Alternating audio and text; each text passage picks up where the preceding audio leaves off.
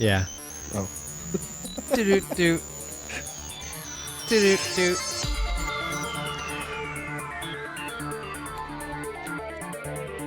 Bum, bum, bum, I nailed it. Welcome in, one and all. It's another fantastic episode of B Movies and Beyond. Ryan, it is episode 378. We are crushing it. It's going to be a great episode with some new trailers. One that I just found out that is not really going to be a film, which I'm super disappointed in. We'll get into that, and then some new news in our reviews of a new popular, I don't know if it's really popular movie right now.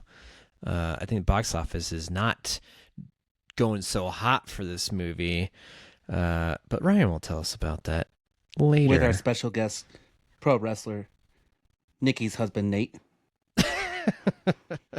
There he is, look at him, all his glory, with the leggings. So, what is the tattoo on his leg? Is it a pug?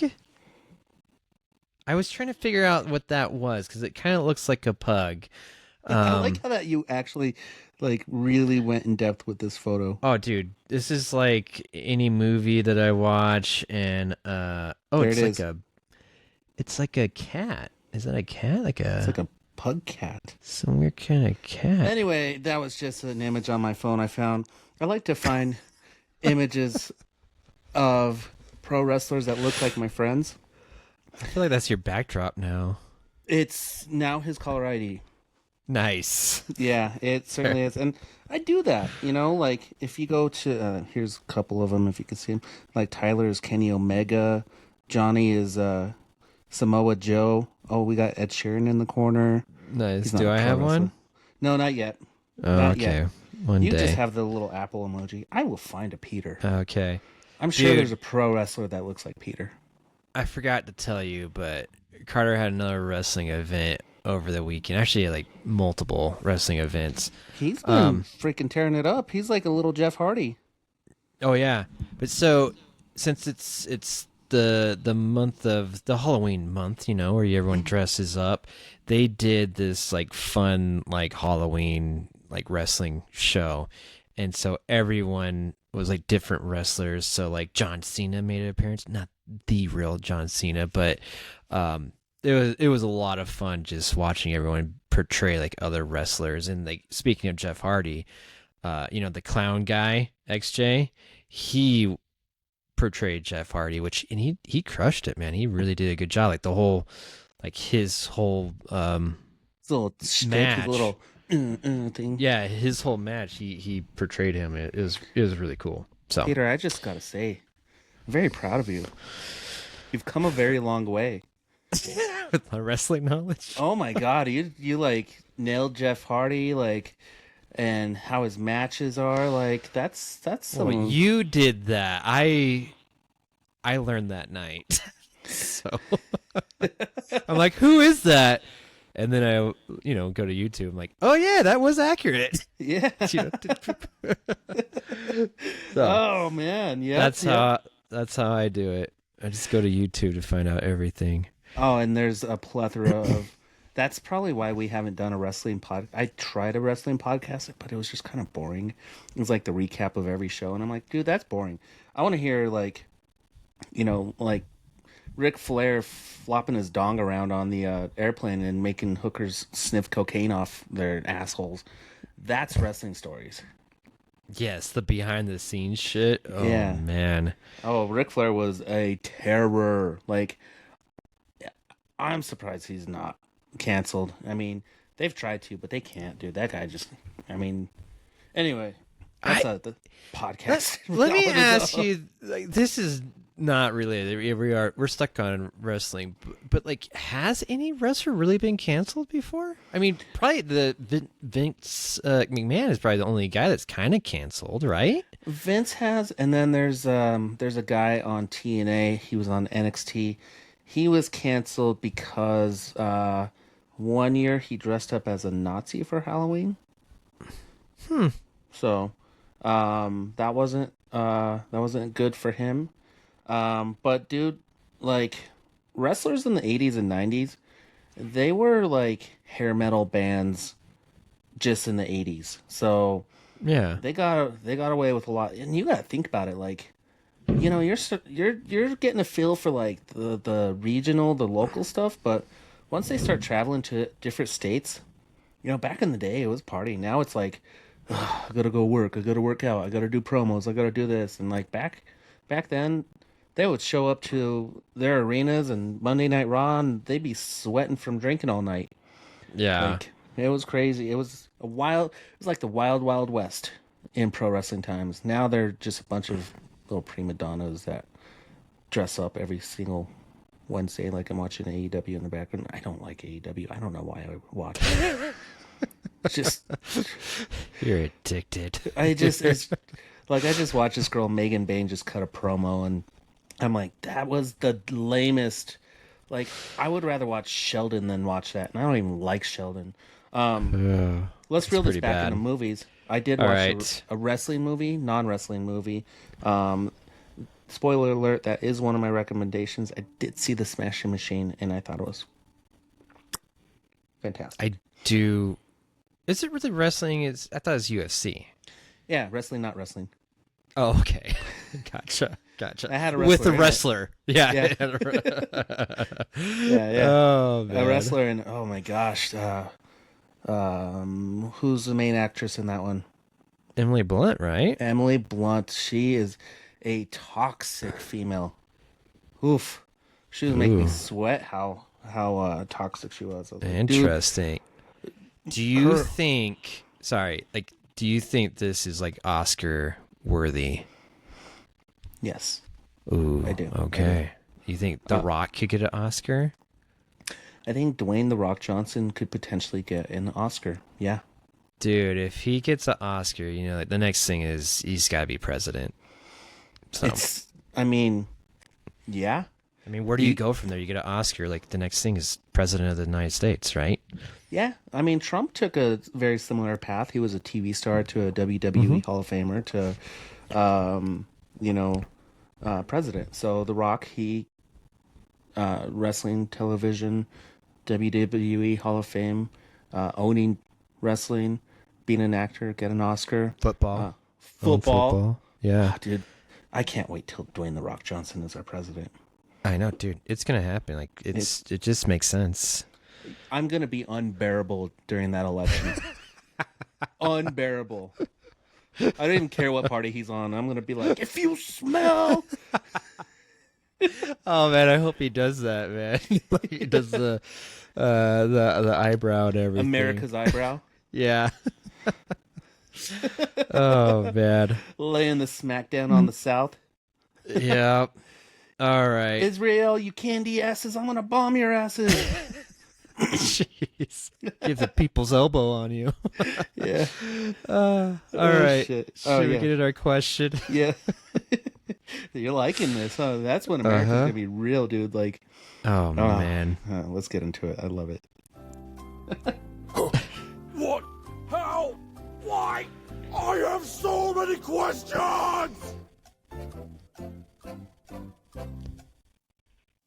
I feel like he would keep on making movies too. He's like, nah, I'm not gonna stop. You're still in the middle of that segue. You are still thinking about it. Oh, That's yeah, how you know nonstop. he's going to win. Yeah. The Yeah. question is, who's going to be his VP? Ooh, another wrestler? It better be. Yeah. Uh, Well, now he's kind of evil though, isn't he? Or is that? yeah, he's the final boss. Yeah. Dude, he can take his final boss persona to presidency. Oh shit. So what? Then like, who then Does he get Cody Rhodes? No, he didn't Oh, Cody follow. Rhodes would be a fantastic VP. That is a Yeah. great pick right there because he's Oh Mr. man. America. Could you imagine him Yeah. walking out in his giant America coat? American flag Whoa! tattoo. Oh man.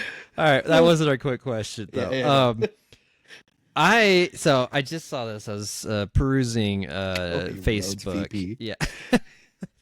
And I saw there's a Saw musical, Uh-huh. and I think they're doing like some special event, like on Fever, whatever that is. You know, they do like these special events on Fever. Anyways, I was pretty shocked that there's a Saw musical, like the horror film Saw, Mhm. and I know there's other musicals out there, like Evil Dead has one, which I have This one? I don't think I've seen. No, that's in concert. That's different, Ryan. Okay. I All wanted that, to- yeah, that is just listening to the music. Where like I think they played the music or like they played the movie. Like I don't like it's a live concert. Like I don't know. I've went like actually like they're doing like songs related to the movie. You know, so they have one like that. The Toxic Avenger, we saw that in Denver Fantastic. one time. Yeah, like That that's was the what I'm day- talking about. That's the day I got churro. Oh yeah, it was a great day. Yeah. Yeah. We met the whole cast. Uh huh. One of the Yes. actresses had a really good butt. Yeah. It was All good things. Yeah, it was very nice night. It was a good evening. So it made me think, what other movie franchise, or just I guess it could be a solo film, would you want to see a musical for? Which also, I think here's another one. I think Back to the Future, either they have one currently, they're getting one. Beetlejuice has one. The Lion King has one. I don't know if this counts, but Spider-Man kind of had one. You ready for it? Yeah. Transformers. Yeah, I Yeah. like it. I like, I want to especially see how they transform. yeah, it's gonna be like those the kids like costumes, right? They're just cardboard boxes, and they transform. They just lay down in their cars. It's gonna be like that. I just want to hear Optimus Prime sing Autobots roll out. Yeah. See, that's kind of where my head was more was like, okay, what kind of like songs would I like to hear? Like, what would be a fun musical number? And like, you just nailed it right there. It's like Autobots, let's roll out. Like, you could imagine having a whole musical number, song and dance to that aspect, and the Decepticons and Autobots. Oh man, Could you that's a imagine the good sad one. part for the Decepticons? Like, it's like a sad, mopey Megatron singing, "I'm only a Decepticon." Just with the spotlight on Megatron. This guy's in this big old beefy Megatron outfit, like somber Decepticon music. Oh man. Yeah. Yeah, Transformers would be rad. That is a good one. That's really good. Dang. Man, that one's like so good that I don't even know where to go from there. Another good one would be Terminator. Ooh. Man, you're really good at this. That is good. Terminator would be fantastic. Yeah. Yeah. Dang it. See, I was thinking like Ninja Turtles, but they had like that concert thing that they had, and like I don't know, it didn't quite work out. And then I was like, I would like to see Ghostbusters, and I was like, I don't know. Ghostbusters would be fun. It could be, but I think yours are better. Ooh, I got one. You ready for this? I think this could work, but it kind of would. I don't know how they would pull off like the car stunts, but like Fast and the Furious. Dude, you could come up with some great songs for that franchise, for that musical. But how do you do the action, though? Okay. We had this conversation about Mission Impossible and Fast and Furious being very similar. I think a Mission Impossible musical would be good, too. Yeah? Yeah. Absolutely. The cars in Fast and Furious, It wouldn't be about cars. You would have to have a bunch of reggaeton and songs about family. I know, well, that's what I was thinking. Like, that's what would be fun about the family aspect, but also you know how like they always like, oh man, I hate you now, and then they have their little breakups and whatnot. Like the Vin Diesel and the Rock character can break up and everything. You know, like that drama could lead to a lot of fun musical numbers. Is what Imagine the ludicrous breakdown, like of him like hacking the word. Oh man. I think the only thing codes, in different area codes. If they got the actual like real cast and they actually performed their own musical numbers, like that would make it so much better. Could you imagine like Vin Diesel and The Rock performing, you know, singing and dancing? Oh man. No, on top of that, the traveling cast would be the misfits from Fast and Furious. So like Jesse would be there. Oh, okay. Or like Hector. You can have Hector doing crip walks in front of his Civic. Oh shit! You could have Charlize Theron, like I don't know, just singing about being a mega villain or something. Isn't she? I think she's a ballet dancer. Like she could do the dancing. She can do ballet on a plane, kidnapping Dom's wife. Yeah. Yeah. Ooh, how about this? How about Mad Max? Mad Max almost is a musical. Mad Max would be a perfect transition to a musical. Yeah. I don't know. I got so many things with cars, though. Like, I just don't know how would they do that? Because you really got to focus on the other part. But, dude, I could just see them. Yeah, I don't know. I just had this vision where like they're all around cars and like you know they do like the fake cars, like they're just sitting in the car and like the background's changing and they're not moving anywhere. Like I think it could work. Oh man, maybe they just make one Ultimate Universe musical with all the things we listed: some Terminator, some Transformers, some Mission Impossible. It's still all car related. Very, very. Yeah. What about Okay. We haven't what done about Wicked? Yeah, I think that could work. That'd be a really good musical. Yeah. You'd probably make it a 2-parter too. What was I just thinking? How about a horror movie? Texas Chainsaw Massacre would be perfect. You probably could do this. Yeah, I know. That's what I was just about to say. I think you can do this with all of them. I think you can do Michael like Myers Friday would be the a 13th. good one. Oh yeah. Terrifier would be fun. They do just do like a mashup. What if that's what's in Scream the line would be the best. Oh yeah, that'd be good. You're right. I think they're so. all doing their musicals on the phone, and he's around the corner sneaking around the house. Yeah, and they're all like, they riff off of other movies too. Like, I think that one might be the best right there. All horror monster musical. Man. Yeah, because you can have your your victims be the musical stars, and like each one of them would be killed off by Freddy or Chucky. Dude, that one, that's a brilliant one. That would make so much money. Like, that would be amazing. Everybody. I like it. It'd be fun for everyone. Yeah. Man, I like this. They need to do this. Someone needs to start writing some lyrics. Maybe let's ask AI. Let's get this done. Peter, if we executed on our last 2-3 weeks of podcasts, we'd be billionaires. Our app idea. Oh, yeah. I still think about it when I go to the movies. I'm like, man, it'd be so nice to... I wish I had that app. Yeah. And then now I'm looking at my movies as musicals. Now The Rock's going to be president. So cool. I think we should get a cut of that. Yeah. I like it. I would love seeing this, too. What do you mean, which part? What? Get a cut of The Rock being president or the horror... That's just helping him making it to the presidency. I think we should get a cut of that. About to say pregnancy. Yep. We should have cut that too.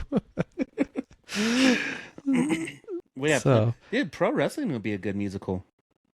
It almost is. Oh, It's a dude, choreographed dance. yeah, absolutely.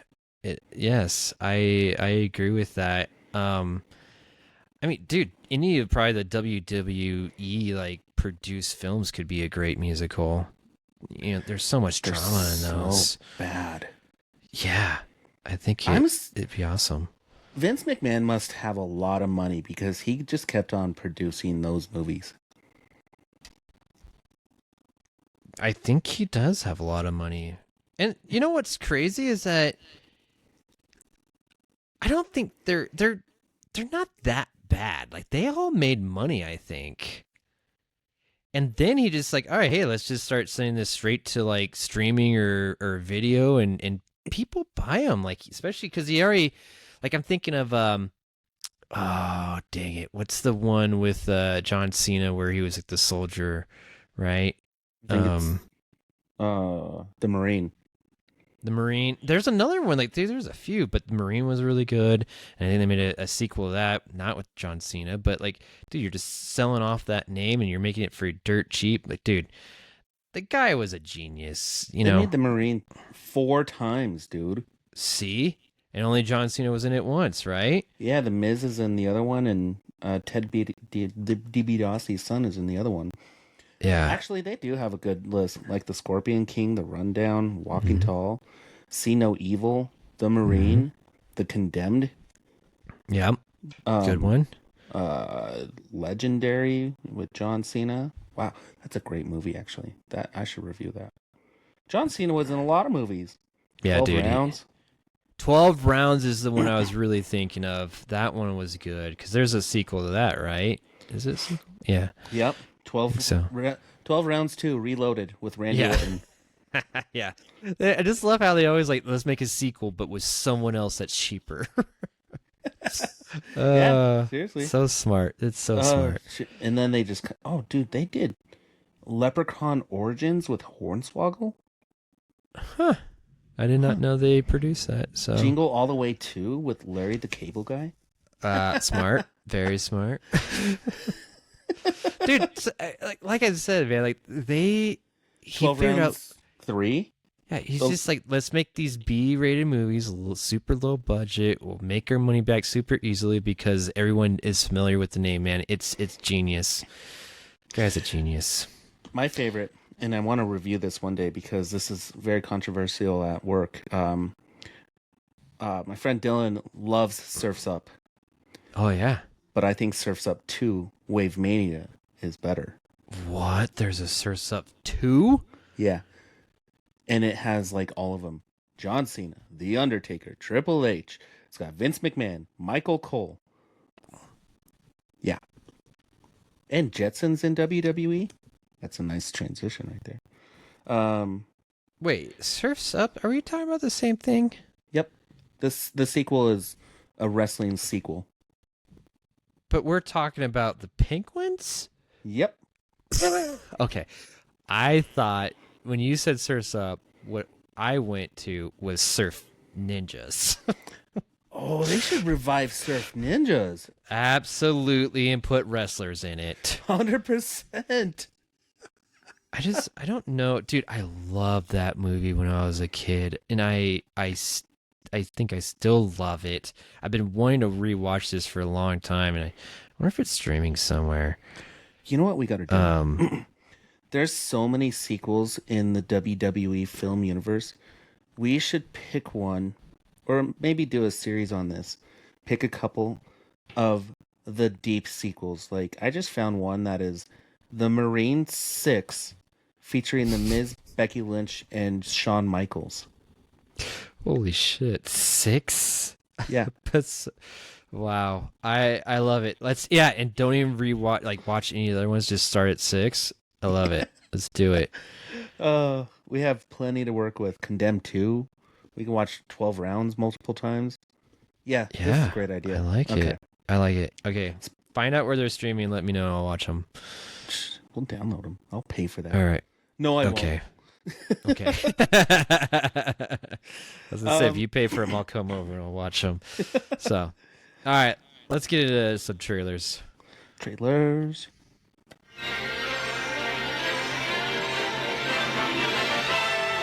Here are some exciting coming attractions from Movies and Beyond.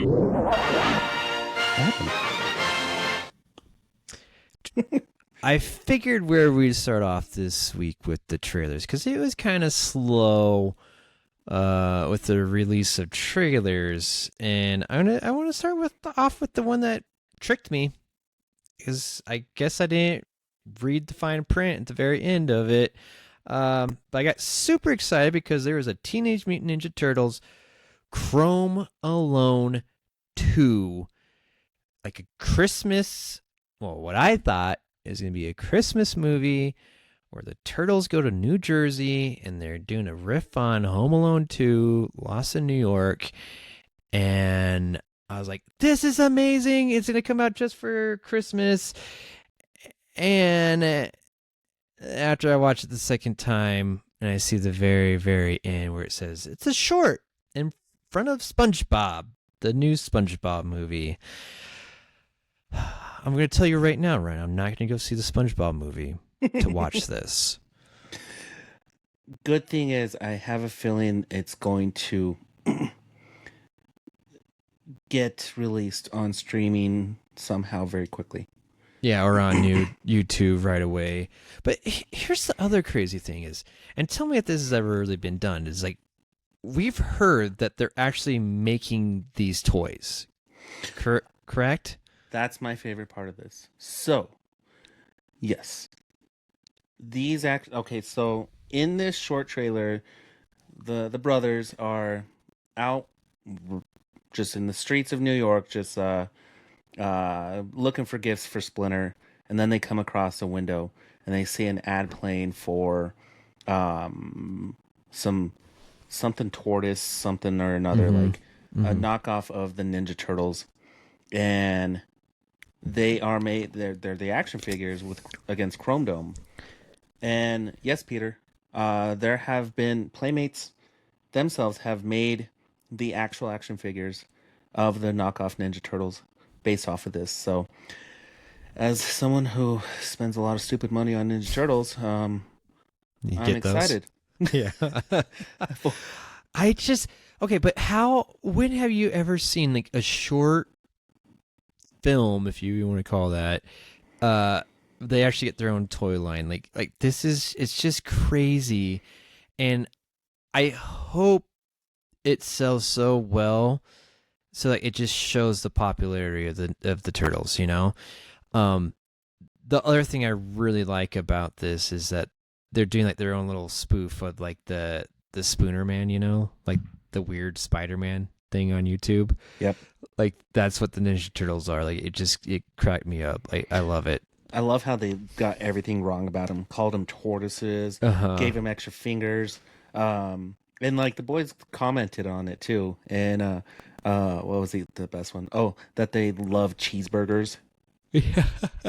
Like that threw a rift in my, like that short circuit in my brain. I was like, no, Ninja Turtles don't cheeseburgers. They don't eat cheeseburgers. What the hell's going on here? I don't like cheeseburgers because I didn't grow up eating that. I like pizza because of the Turtles. Yeah, absolutely. Oh man. But it also makes sense because I'm like, wait, I didn't know there was a new Ninja Turtles movie coming out in December. And also they hardly showed like anything. Like I don't, like, are they really going to fight anyone? Like, I don't really know. But I'm happy that it's continuing. I hope the toys sell well, and I cannot wait for the sequel, which, did you tell me it's coming out next year? I think it's next year. I think it's 2026, somewhere around August. TMNT. What are they called? Mutant Mayhem? Yeah, the Mutant Mayhem 2 sequel. Oh, I'm a liar. It's September 17th, 2027. So I gotta wait even longer. That just means more months for them to pump out action figures. Did you see the Godzilla ones came out this month? I did not see that. No. Yeah, there's Godzilla Ninja Turtle collab of Godzilla, I think Mothra and Rodan. Nice. No, King Ghidorah, Godzilla, and Rodan. So, yep. And which is weird. They don't have Donnie as anybody. So, I mean, do I want to go see the SpongeBob movie? No. But do I have a child that I can take to go see the SpongeBob movie so I can see the Ninja Turtles short? The answer is we both do. Yes. So, we have a... I don't know if anyone's actually interested in that, so that's gonna be interesting. Yeah. I don't know. If you go see it, Ryan, just film it with your phone, okay? I'll And buy just send some it to meta me. glasses. I think they'll record long enough for a short. There you go. Do Yeah. that. More exciting news for Ninja Turtles related though. There's going to be a season 2 of the Tales of the Teenage Mutant Ninja Turtles coming to Paramount Plus, also in December. So, I'll get my fill for Ninja Turtles through that compared to the short film. And adding to last week, the 4K release is coming out, I think, this month as well. So if you really want to spend some money on 4K 90s movies, spend $70. Yeah, there you go. Everything Ninja Turtles is Yeah. at least 50 to like $150. Yes. When I was a kid, they were $3.95. Oh man, each those figure. weren't those the days? Oh Jeez. man. Next film, Mercy with. So this is with Chris Pratt. It's a MGM/Amazon flick. Which he must have some deal with them because he does a lot of stuff for Amazon now. Cool. So, yeah. But like, this whole, I will say, like, I thought the premise was kind of interesting, but it very much felt like I'm watching like Minority Report or something like that. Like this has kind of been done before, and it's like, if anything, it's kind of a new gimmick on the whole. What is it? The Oracle kind of movie where someone sits in a chair and like orchestrates everything. Yeah, well, like found footage, War of the Worlds. action. Yeah, exactly. Worst movie of the year. I know. I have not watched it. Neither have I. Well, I don't understand. Like I understand. Like some of these movies have actually done well. Like they have that Searching, right? Mm-hmm. Like I guess those were okay. Like but it's like this found footage where like, you're just watching someone in front of a computer. I'm like, that sounds so boring. Like I don't even really like being in front of a computer for that long. Like why do I want to watch a movie of someone doing that? So, but I will say, like, I think this premise is a little bit more engaging, and it seems a little bit more action-packed compared to others. And, here's the thing is that I think it's going to be released in the theaters, but then it's going to be shortly there on Amazon, like, a month later. I'll probably give it a watch once it comes to Amazon. Well, good for you. Before you put this trailer on here, I saw an article that said Chris Pratt is he saw War of the Worlds and said, "Hold my beer." I think we're starting to see Chris Pratt fatigue as well. Oh, dude, I Love the think guy, it's- but I have fatigue from him. Mario, I think it's Garfield, Ice Cube, Captain Star-Lord. Yes, Captain Star-Lord. I think he just, well, I don't know. Those movies are still good, but he really hasn't been able to do anything besides Guardians of the Galaxy. Like when he was like so big, and he got in, like, I guess Jurassic World, I guess, is up there.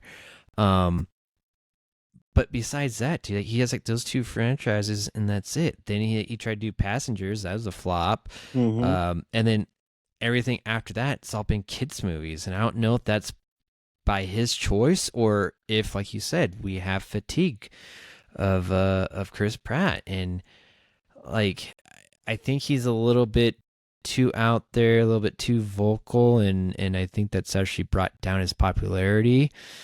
and you know, in some people's views. So I don't know. I'll still watch all the Guardians of the Galaxy. I'll probably still watch some of the Jurassic World movies. And like I said, I'll probably watch this one because it seems entertaining enough to see if they could pull this off. Like, it did not seem like War of the Worlds. Like, that looked really bad. Like, at least this one has depth, you know, where he's sitting. Like, he's interacting with something, you know, he's interacting with the AI to, like, prove his innocence. Like, yeah. I don't know. It might work. We'll see. We'll see. Well, kudos to you. Let me know how it is in a future review. All right. Just like you see, I'll watch that. You watch SpongeBob movie. Okay? I've made this deal before. I have. I know. Yes. This last one, though, I am pretty excited about. It got better as it progressed. Oh, yeah, dude. Like, this is a Sam Sammy? Yeah. Sammy Raimi? Sammy Raimi flick, Send Help, with Dylan O'Brien, which I really like him, and also Rachel McAdams, and I like her too. And it is so Brian is the boss, and he's kind of a dick to Rachel McAdams, or did I say Brian? Dylan, excuse me. Brian O'Brien. Yep, Brian O'Brien is the boss to Rachel McAdams. He's a dick.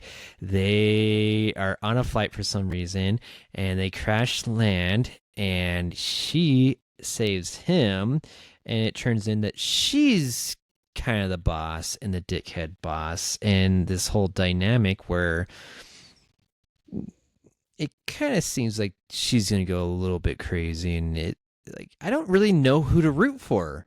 You know, in this trailer, like, I don't really know, and I hope the movie kind of stays with that. And I like this. I like Sam Raimi getting into, like, back to these weird, like, kind of horror-ish films, like he did with, like, Drag Me to Hell, man. Like, oh, I like when he gets out of the box and he's not doing, like, a Spider-Man flick or what was that Wizard of Oz?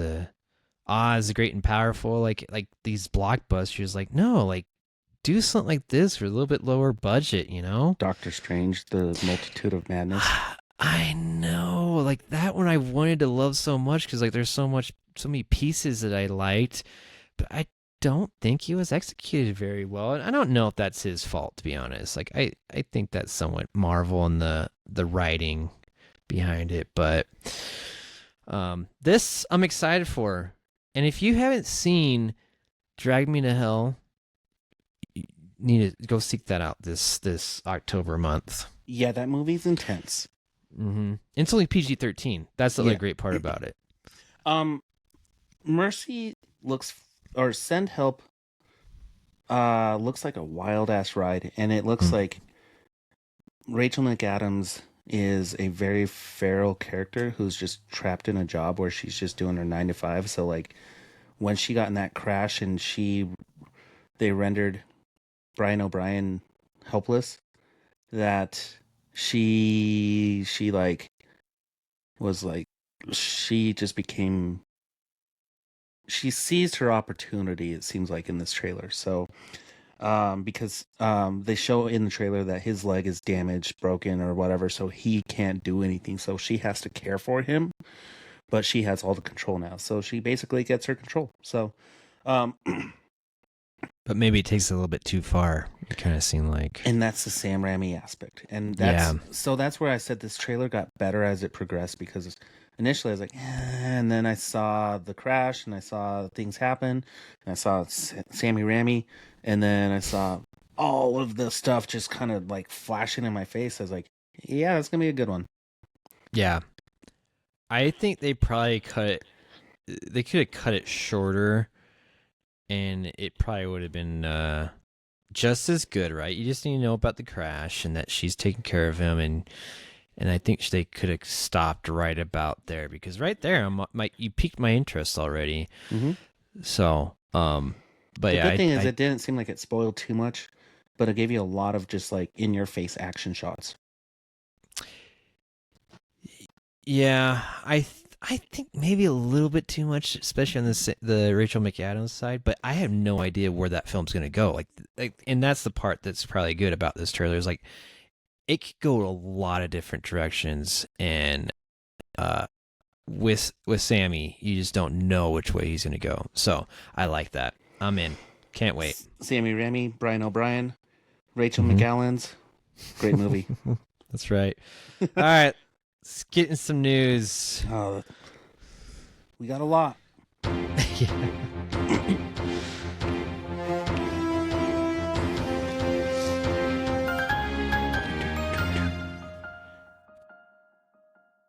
Buckle up, Peter.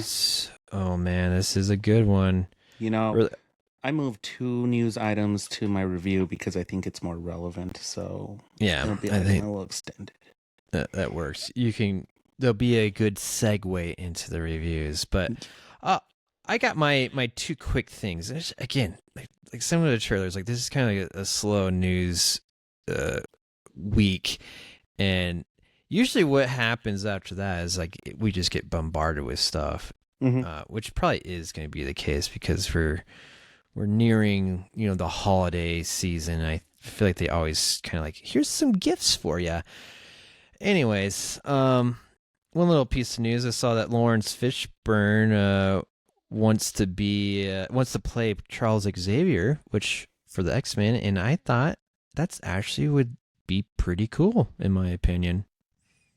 How do you feel about it? Morpheus to Charles Xavier.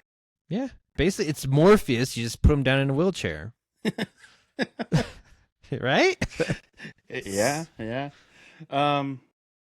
I like it.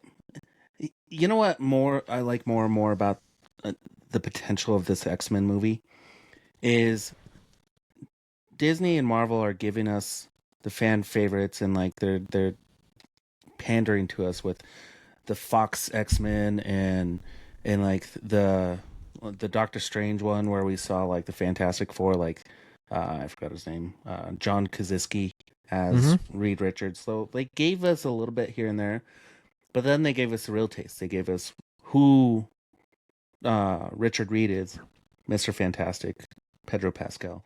So I don't think they would be limited to having Xavier be a bald white dude. I think they can absolutely cast someone with the prestige of Laurence Fishburne, and then you could pair Magneto with another. It's just tough with Magneto because Magneto's backstory is him surviving the Holocaust. So like you would have to keep him Jewish, and I feel like they would get a little kickback from changing Magneto's backstory. But Xavier's free game; like he could be anyone.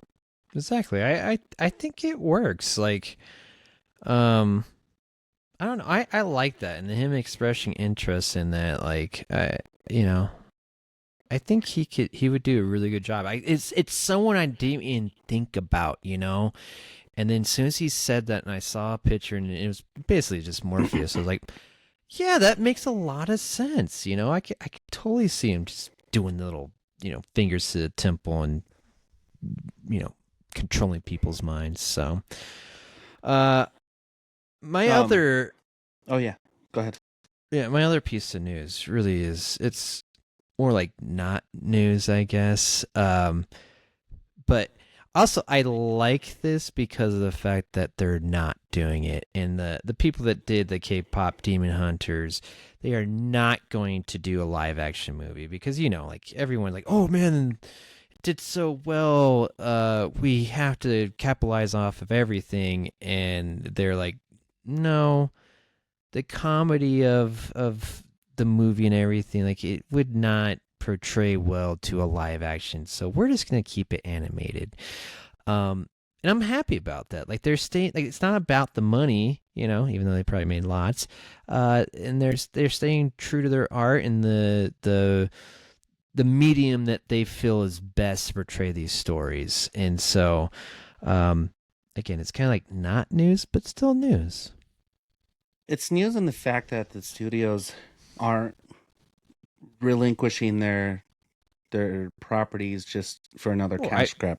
The creators, I would say, it's they're saying no. Like I like that they're staying true because, like, dude, how often do we see like throw everything at it? We want all the money. Like we don't care if you make a shitty spinoff. Like just give us the money. Well, who's the creators of this movie?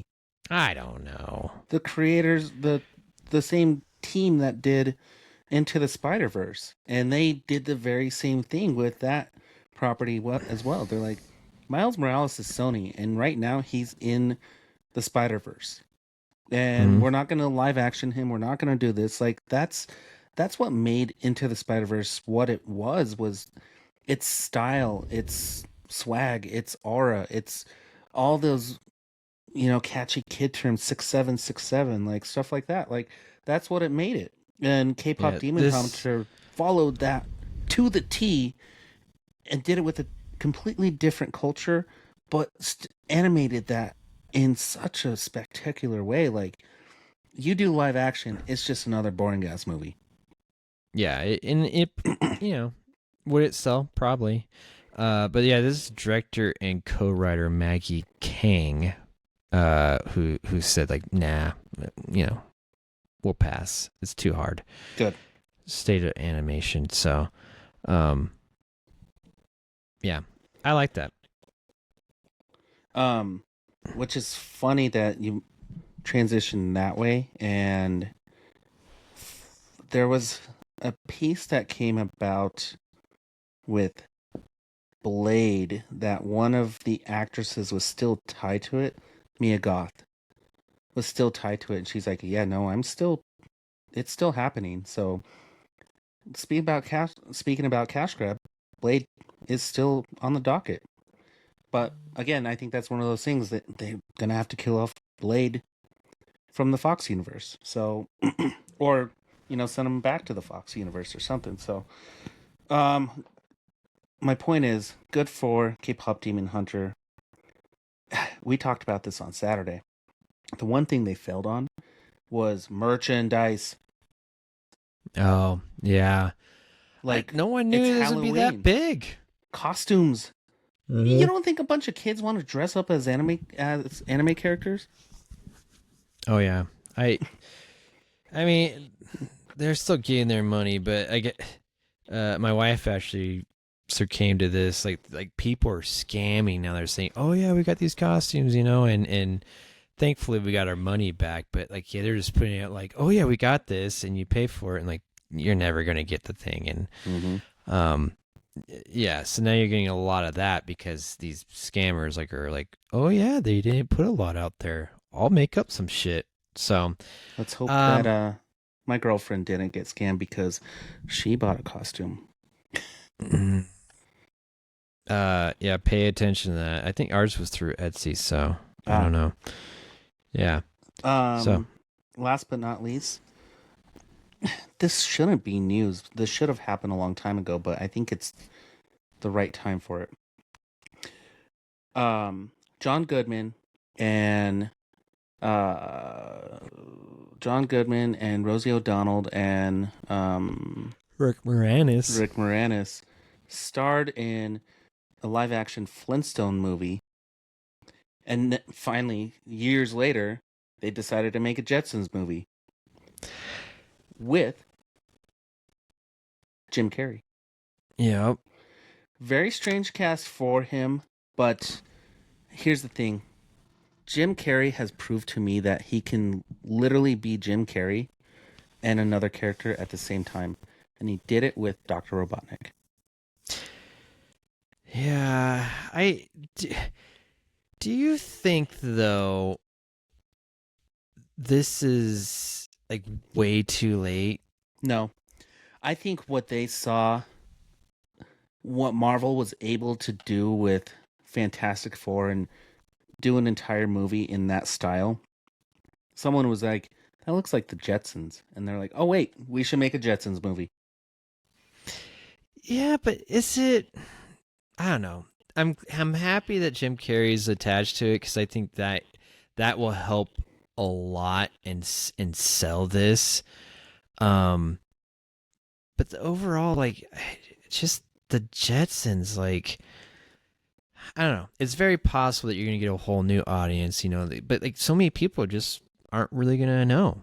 I don't really. I know the Jetsons, but I was probably more familiar with the Flintstones. I heard though, like when they did the Flintstones, I think that was pretty successful. Like they made a sequel to it, but the whole idea is that they're going to do a Jetsons too, and then do a crossover event, and obviously that never happened. So, if this does well, maybe we'll get another Flintstones movie, and then we'll have a crossover. But I just feel like maybe they should have tested the waters, like do like an animated like Flintstones movie first to see if kids even cared. They can totally do the entire style. Oh wait, I'm sorry, that's The Incredibles. I was gonna say they can do an animated version of it, but The Incredibles was a '60s Americana style movie in the future. Mm-hmm. Hmm. Yeah. Yeah. I think you're right. No kids nowadays or adults care about Hanna-Barbera stuff. Yeah, I think that's kind of my point. I don't know. I just feel like they missed their mark. Like Looney Tunes is dead. Like, you can't get kids to watch Looney Tunes now. Like, it's just so far gone. Hanna-Barbera, like, was Cartoon Network, and Cartoon Network is dead. Unless they plan on reviving Cartoon Network, but I don't see that happening. I don't know. I will say though, I think if anyone could do this, it's probably Jim Carrey. If he finds that right tone and makes it so funny, and like it could work, right? Like Did he could change his entire outlook on the rest of his career? Because wasn't he retired before he was Robotnik? And like very much like, I'm not making another movie. And he's now 4 Sonic movies in and carrying on the Jetsons. I did hear there was a little bit of that. I think he went on a little bit of a hiatus. Like he didn't like the industry, but I think Sonic has kind of brought him back. So kudos to them. Kudos to that blue hedgehog. Yep, he saved the day. So all right. You know what hasn't saved the day? It's coming up in my review. Okay. Reviews. With that, Peter, I request to go first. Yes.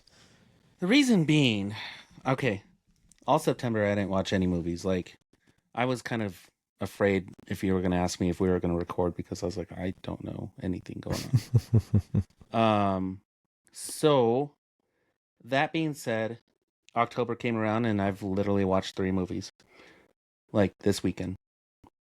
Wow. So I'm on pace to catch up for the past like 2 months. Saw the Smashing Machine, saw one battle after another. Talk about that later. But then here comes Tron, and I love Tron. I thought Tron was the original one was great. We did a very in-depth about Tron Legacy in one of our past episodes. Tron, just all together, I think it's a great franchise. I think this one came out a little bit too late. 15 years or something like that. So this generation just kind of forgot about Tron. Now, the other caveat was this was produced by Jared Leto. So like he spearheaded this. And Jared Leto is essentially a main character. I liked the movie. I thought I went in this. You saw it. Okay. This is one of the movies you saw. Okay. I saw this yesterday. Oh yeah, you did a review. I forgot what we're doing. um, what I love about this movie is it broke everything that I don't care about. Like, Wet with Brendan, I didn't go see it at Alamo.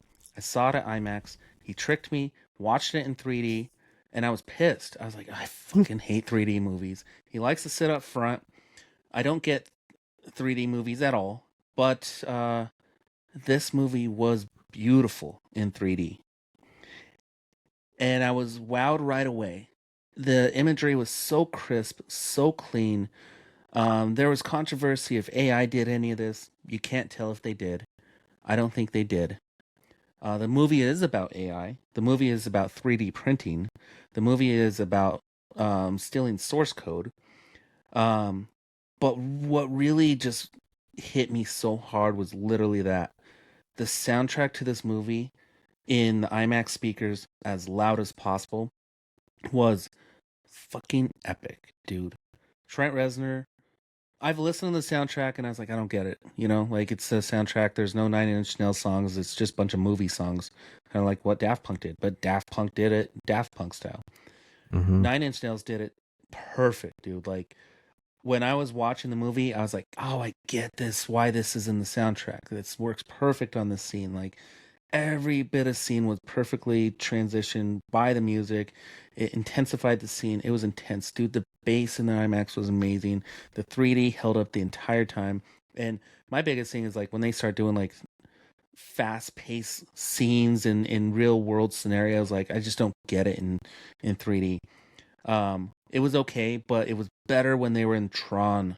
And the light cycles, I even chuckled midway through. I was like, I wonder if Peter would like this because it kind of reminds me of a bat pod.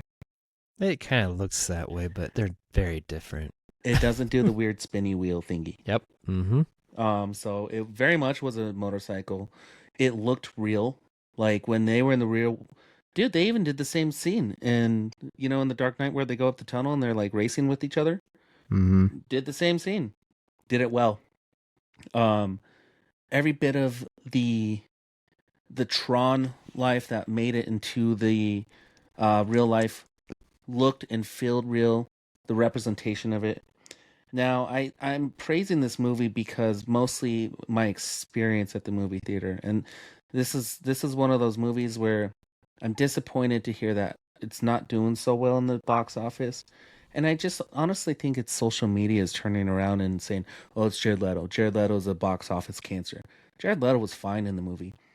Oh, he has no emotion. He's not supposed to. He's a fucking AI program. Well, he's the main character. He's supposed to have emotion. He wasn't the main character. The main character was actually a very they told the backstory right away in the intro, so you're caught up to speed what's going on. Evan Peters was a great bad guy. Um Fantastic nods to the past. Just enough, you know, you got your Jeff Bridges. My favorite part was okay, how do I tell this? Quick rundown of the plot of this movie is Encom and Dillinger Industries are competing after Sam what was his last name? Jeff Bridges' son, whatever his name is, Sam something. Encom trust fund kid sold the business, and two wealthy tech girls bought it. Her sister dies. She's on this hunt for what they call as the permanence code. Now, the permanence code is basically a strand of DNA that will bring them to the real world and stay there for longer.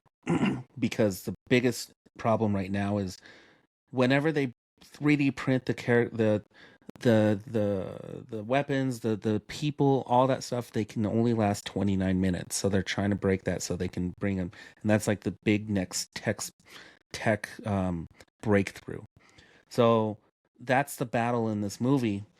And that's where you get Jared Leto's character. He's Ares, and he's the one who's starting to realize, like, oh, well, if I can be in the real world permanent instead of just dying every single time and being expendable, I would rather go that route.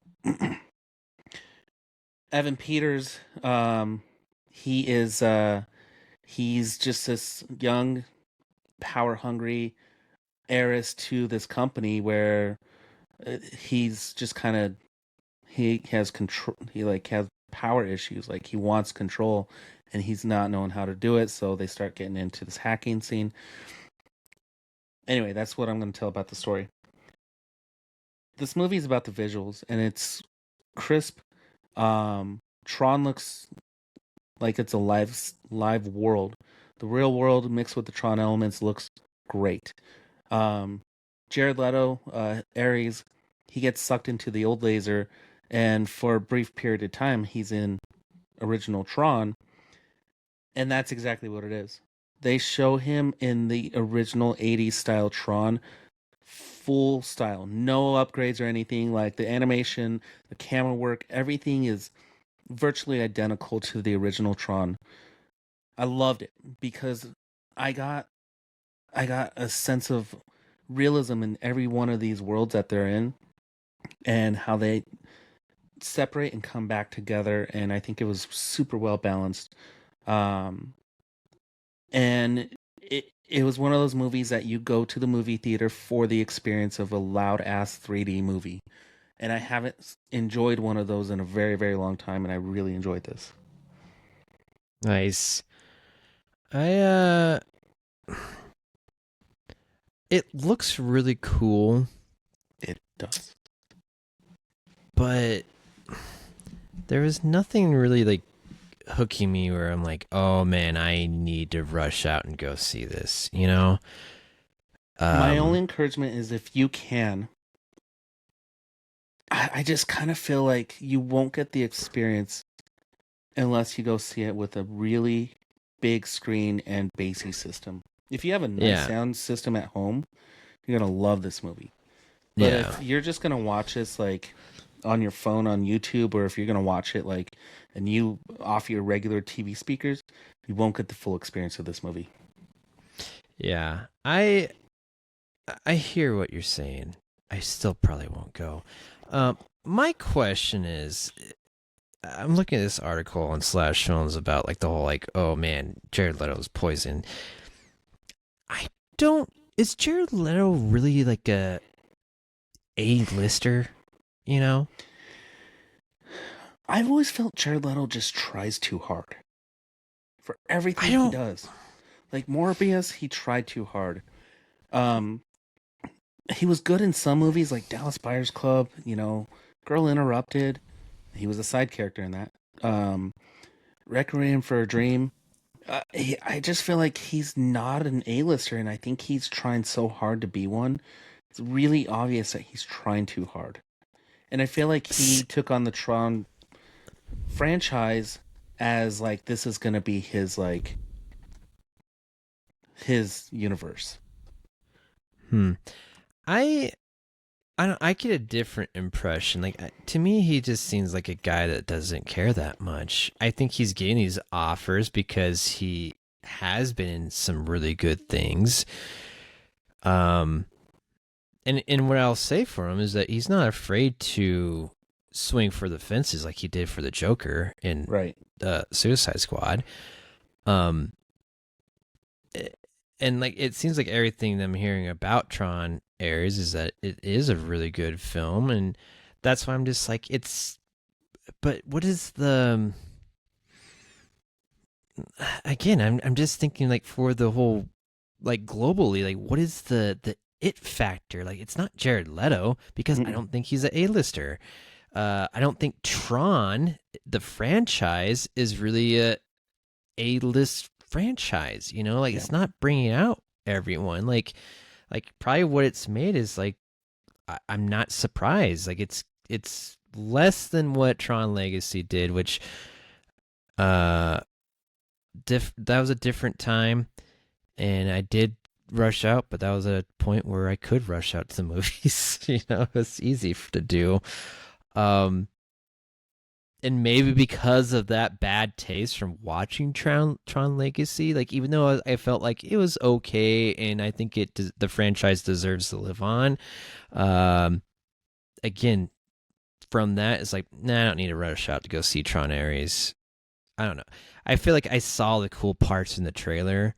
I understand what you're saying about the whole like going to see it in a movie theater and like the sound system and the 3D. Like, you're not gonna get that otherwise. But dude, like 3D does not motivate me to go see a movie. Like if that was the case, I would have went and saw Avatar Way of Fire or whatever the fuck that thing is called.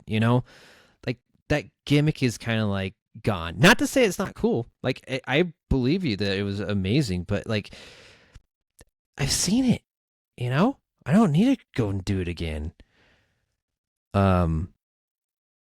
So I don't know. I think that's where I feel. But I'm not blaming Jared Leto though. I definitely do not blame Jared Leto for this. I think this is just I don't know. I think it's just the franchise. I don't think the franchise is quite where everyone thought it was, like Disney thought it was and Jared Leto thought it was. But I don't think that's why Leto did it. I think Leto just does what he wants to do. He's like, I like this, I'm gonna do it. Yeah, and I think that hurts him because I like being the Joker, and I want to do it, and it just wasn't right. I like being in comic movies because I know that they're going to make a lot of money, but he ruined Morbius. But he didn't ruin it. That movie was ruined to the start. Sony ruined. Yes, if anything, yes, he did. Yeah. So, this is what I say, because this is what this movie is. If and when you watch this movie, don't take it as a Jared Leto movie. Take it as he's not the main character, because he's really not. The main character. I don't even think he's the main character. The main character is really Evan Peters, and he's a villain throughout this movie. So, to take away from Evan Peters, which I think Evan Peters has awesome range in everything he does, they should have promoted him a little bit more instead of just promoting this was Jared Leto's movie, because Evan Peters did a really, really good job. And I think a villain can be the main character.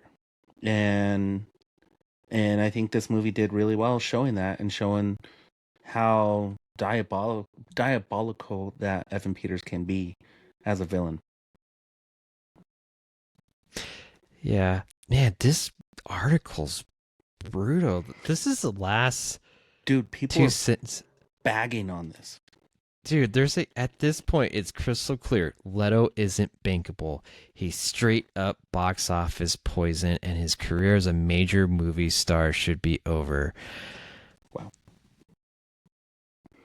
Yeah.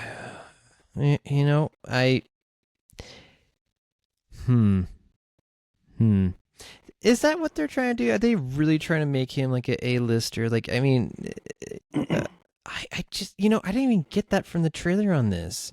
And all his other movies, I don't really take that as he's an A-lister. He's just the side guy. Like, that's why I think that's my biggest thing with this, is that he is not an A-lister, and that's why he isn't bankable, and you shouldn't be trying to sell him as the A-lister. So it's not his fault. It's the studio's fault. I think all this started with Zack Snyder's Joker. Yeah. That ruined so much of his career. It ruined so much of his career because we've talked about the Joker. Like, the Joker is one of the only villains who can get his own franchise. They literally proved it with Joaquin Phoenix. And you can make a very successful movie without a Batman just because of the Joker alone. So, if you don't do the Joker right, then whoever plays that will hate him. Think about Joaquin Phoenix now. Joker 2 sucked. That's dead. That Joker is dead. Yep. The Dark Knight. That Joker is literally dead. Yep. So now they have to find a new Joker, and I don't think Barry Keoghan is it. He may be like as a persona, but like how they showed him in the Batman, I don't think that has staying power for a major movie. So James Gunn has his work cut out for him to cast the Joker. But I think he can do it. I think James Gunn can help us find a very good Batman and a very good Joker. Yeah, I agree, and the Batman's a whole different universe, so like it's all gonna be fine, just fine. Jared Leto as Batman. I'll end As it. Batman, you're like, oh yeah, we're gonna make him A-lister. Yeah. All right. Speaking, I think just like Jared Leto's like a little lackluster, right? I watched Megan 2.0. Oh, God bless your soul. I was really excited for this movie, and I'm not gonna say like it was terrible, but it's also like I would say it's not great. So Did you enjoy the first one? I did, yeah, I liked Megan, and then I liked from the trailers that we watched about Megan 2. I was like, I like this direction they're going. They're like they're going away from the killer robot, the horror film, to a more sci-fi action flick, and like it works and it doesn't, and so this is it's on Peacock now. That's why I watched it. They have both versions, by the way. They had the theatrical release and also the unrated. I went for the theatrical release because I'm like, all right, I want to see what everyone else saw so I can actually like review it, right? And so I'm gonna, yeah. So that's what I'm reviewing. No unrated stuff because I got nothing to compare it to. And I usually, to be honest, like I really don't watch the unrated stuff because you don't get anything. Yeah, I don't extra. Nothing. notice a Yeah. difference. Yeah, maybe a director's cut. I'm probably more on board because that's how the director wanted it. But unrated, nah, they don't add anything to it usually. So this takes place 2 years after the events of the first Megan movie. Gemma, right? She's the creator of Megan. Like she's back and like she's a advocate for like you gotta be watching out for AI, and all this crap. Be aware of what happened because she learned her lesson by making this AI robot.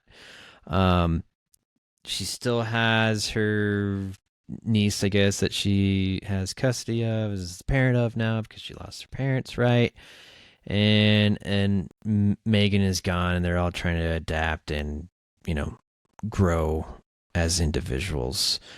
And then it starts. Oh, actually, starts off. I should really say, like the movie starts off with a whole nother robot, right? We all knew like Megan's fighting another robot. Okay. And here's the thing: is like again, like part of the stuff that like sucked about this is that I knew everything that was going to happen. Like it was all in the trailer. So there was no surprises really. Like nothing caught me off guard. Like they tried to throw in some stuff, but you just already knew like how it was going to end. It just wasn't enough to really like make it like so captivating. So, anyways, they got this new robot, right? Amelia, and she's self-aware, and obviously is coming after Gemma and Caddy, the girl, right? Because she is aware of what you made Megan. Basically, this Amelia's the same exact design and everything that Megan was, is slightly changed. So she thinks that she can go find her and get more information. So that's how they get involved, and also the government's after them because like basically, hey, you're the lady that made all the AI robots, so you must be involved with this. So government's involved, robots after them. And this is where Megan comes back because she never really died, right? You Yeah. can't get rid of her. She backed herself up into on the cloud or some shit. I don't really know. She's Chucky 2.0. She's modern Chucky. Exactly. So she is basically everywhere and nowhere all at once. They do some interesting stuff with that. How like basically she has been like protecting the family the whole time because they stayed true to this one thing is that her programming, which made her kind of go crazy, is that she is linked to Caddy and is there to protect her. And so she is aware of this other robot and how like there's a threat. And so that's why she comes back into the picture is like, I need to protect her. So no matter what I did in the past, why Gemma hates her and can't trust her, like he's like, I need to protect my girl, right? And so that's the whole premise of this, and basically they need Megan to protect them, and so they give her a whole new body. Which again, you see all this shit in the trailer, which it takes away a lot of the fun of this movie, is because you knew exactly everything that was going. All the beats were in that trailer. So a lot of some of the same beats they had in the first movie, like the dancing and whatnot, and just silly things like that, like show up in this one. Megan gets a lot more character, I'd say, and grows on everyone, and obviously, I mean, again, all this, she turns into basically a good guy, somewhat of an anti-hero. Sure. And that's the gist of it, man. She just goes back and forth and fights this other robot, and there's some twists, but again, you see the twist coming a mile away. So, do you think this movie was ruined because of so much was exposed on the trailer? Yeah. Okay. I really do, because I think I would have had a great time with this, not knowing all that. Even though, like, I don't know, as you're going, like, the twist they didn't show in the trailer, like, I figured out pretty quickly because, if you just watch the movie, you'll know. I don't want to spoil anything, but I guarantee if you watch it, you'll see it. And I will say, like, this, it's fun. It's very fun, and I think they just ruined them. They shot themselves in the foot because of the trailer. Like, they showed off like too much tongue in cheek, and it was all there. And but anyways, it was very good. Very self-aware, I would say, of it, which that's what I felt about the first movie. The director and writing team, like, they knew what they had. This Gerald Johnstone, I like that he wasn't afraid to change it up, and have fun with the characters. I don't know if we're gonna get another one though. I think it's done, which is probably for the best. But I could see this one where it could probably grow on a lot of people. Would you say Megan, the character, is a characterized version of Jared Leto? Yeah, exactly. She's lackluster and is not an A-lister and probably should not be made into an A-list celebrity. Correct. Right. I've seen certain things where they've tried to make Megan like a horror icon, and I'm like, this character doesn't sniff horror icons.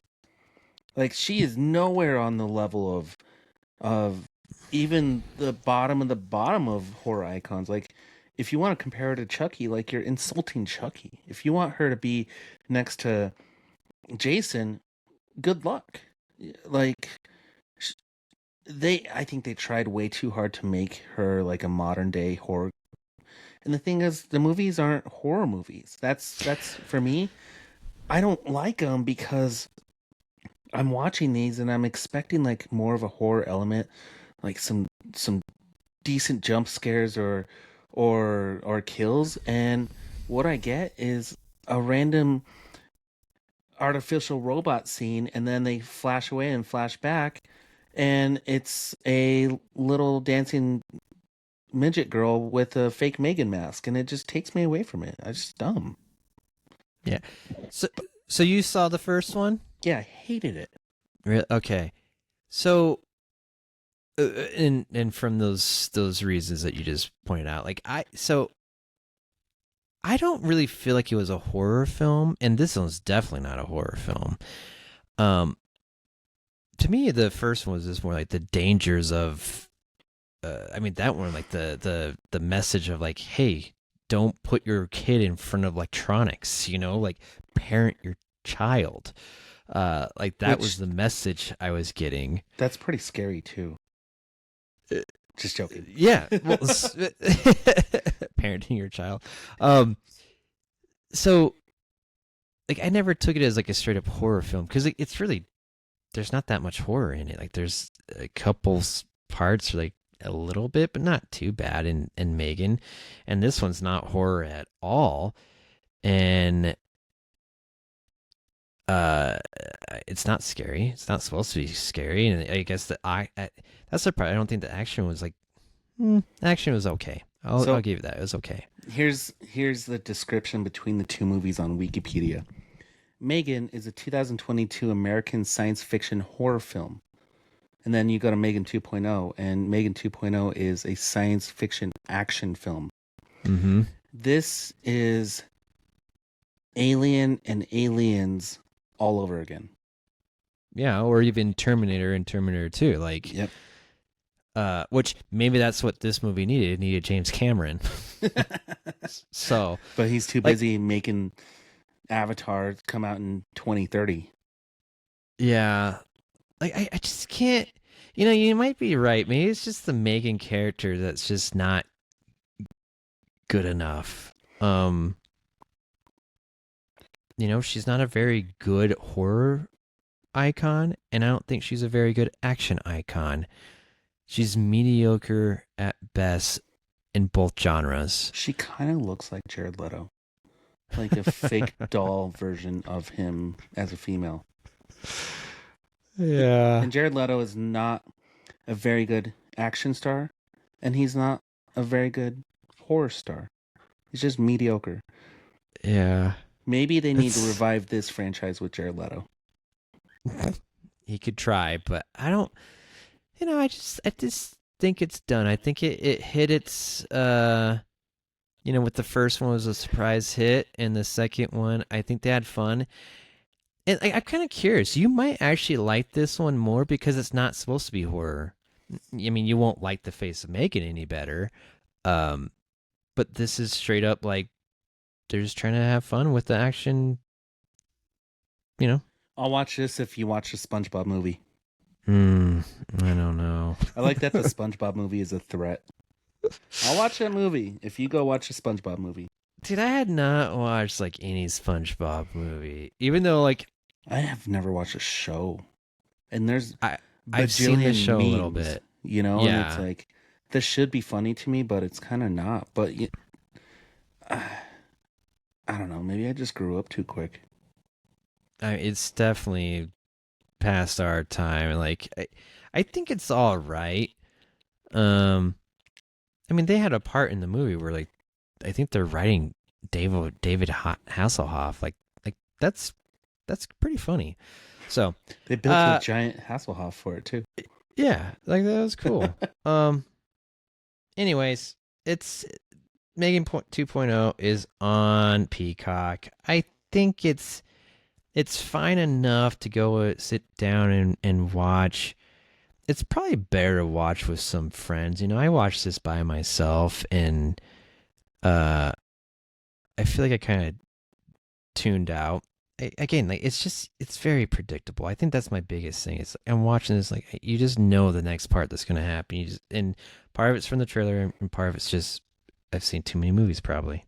Yeah, true. So, all right.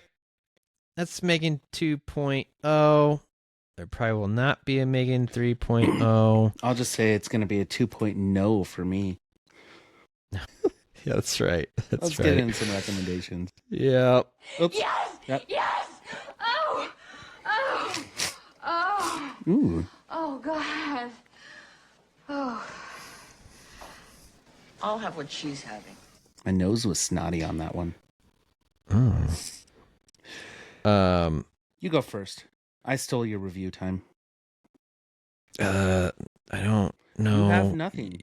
You go first. All right, Peter. I talked about it earlier. The Smashing Machine is a great movie. Set in the 90s to 2000s, about the early stages of MMA, about Mark Kerr. I think The Rock does a really good job. I don't think a fantastic job because there's still elements of The Rock in the movie. Just can't get away from it. Like, I know when they started showing this movie, they're like, "Oh yeah, look at the Rock looks so different." He doesn't.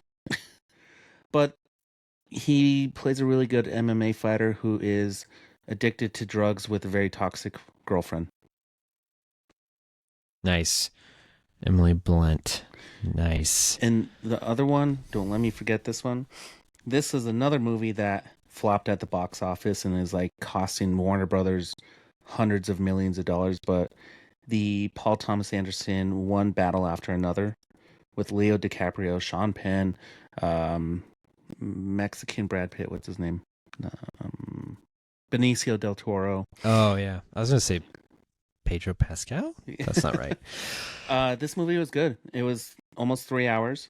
I think people are starting to get fatigued from movies that are long because, like, the reviews were like, yeah, the movie would have been better if it was shorter. But I was trying to think of ways this movie could have been shorter, and its runtime was fine. But I think it was a good movie. It just, it had its own original story tied to real life events about like how the government is corrupt and keeping people in cages and immigrants and just doing unruly things behind our back in society, and there's a rebellion against it and there's people protesting, and kind of showed this like correlation of people who had their duties to keep these going. But that's not the whole purpose of the movie. The whole purpose is like blatant racism and tribalism, and it was pretty intense to watch. I would recommend both those movies. Those are my recommendations. Nice. And before you go, look, I pulled up a photo of Jim Carrey as George Jetson, and it doesn't look too bad. It does not. You're right. The common trend that I'm seeing with all these movies is that they're all kind of flopping. Like, I'm starting to think that this is not really the movies themselves. It's just the box office is just down this year. I think they blew their load over this summer, and now people are taking a step back from going out to the movies. So people nowadays want something they're familiar with, and they tried to push it with Megan. They tried to make her very familiar. Tron, not a lot of people are very familiar with Tron nowadays, because like, when's the last Tron that came out? 2010, dude. 15 years ago. So yeah, they did. Yeah. Again, but I mean, at least they brought out Tron like in October, like, like it kind of makes sense. Like, I think for Megan, they fucked up is that they thought like, oh, this is gonna be a blockbuster film. Like, no, they probably should have put it back in like January, February time frame. It probably would have done a lot better potentially. Hey, I don't know. Notice there's not a lot of horror movies this month. That is kind of weird. They're all going to streaming. They're all going to streaming, or we're going to see them in February. Yeah. Weird to think There about. is a lot of, like Send Help is coming out end of January. So, I gotta be honest, the only thing I wanted to, it's not really a recommendation. I just wanted to rant about, my wife and I tried watching, Monster, the Ed Gein story. Oh, yeah. Let's talk about that. Okay. I think it's dumb. I think it's dumb too. Okay. And you know what the weird thing is? Like, I like I did a paper on Ed Gein in high school, so like I've done my research about him, and I did it not because I'm a weirdo, but when I found out these movies were based off of him, I was intrigued by what happened. This show doesn't do justice, dude. And you know what the shitty thing is? This is another series that banked off the success of the Jeffrey Dahmer series with Evan Peters, and they have the big name Charlie Hunnam, and people who like Charlie Hunnam are interested in watching this for him, and I think they're going to be really, really confused or hate this. I don't know. I heard people talking about it today, and they loved it, and they thought it was the most twisted monster series yet. And like, we got like 3 episodes in, and I was like, it's not that entertaining. I found myself looking at my phone most of the time, looking up Ed Gein kills. Well, and here's the thing: is like they only really know about like 2. If like there's other ones they maybe think, but no one's really sure. And the other thing that he grave robbed a lot. Like it's like he did weird things, but for this show, I mean, it's traumatized. So like everything is just kind of made up, and like that's what like was so weird. And I think like knowing that this is fake made it really hard to watch. And then the other part too, like have you watched any of it? Yeah, I've got 3 episodes in too. Okay, that's what I got. Yeah.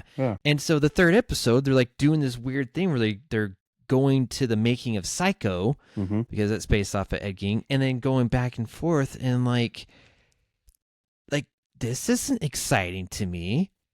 Like this is filler, you know, like you're trying to extend this, and it's like, to me, totally unnecessary. So I have no desire to continue watching it, which I know a lot of times is like you have to get past usually that 3rd episode to be hooked, and I'm definitely not hooked. I feel like it's not going to get better, but I could be wrong. I don't know, man. Like I was very disappointed because we were extremely excited to watch that, and at least there are 3 episodes. Not impressed. I'm on the same page with you. So if you want a series, and I know you haven't watched it, so you need to watch Peacemaker, because they just wrapped up their season. Yep. And The Substance is on HBO Max now. I need to watch that. Dylan watched that, and he goes, so I watched the movie you told me to watch a long time ago. I said, The Substance? He goes, yeah. So what'd you like? And he goes, the end. And I was like, it's good. It threw me off guard just how like the pace of the movie is, and then you get this like, what happened? I'm not going to tell you, but watch it. Okay. Yeah. I need to. So don't watch it with kids. It's weird. I know. And that's the hard part, is that I don't have a lot of times without kids. So that's why I don't get to watch a lot of these. Like Megan was probably the closest I got to watching a horror film. You wasted your time on Megan? Oh my gosh, Peter. It was during the day. Like it was early morning, and I don't know. The Substance will capture you, dude. It will. I'm sure it will, but I can't watch that around my kids. So like this one, like I could have Megan 2.0 on, and like no one was, no one cared. Yeah. So that might be telling you something about Megan too. So, all right, buddy, it's been fun. Until next time. Hey guys. In honor of Jim Carrey making movies. All right. Well, see you later. Enjoy your big gulp. I want a big gulp now.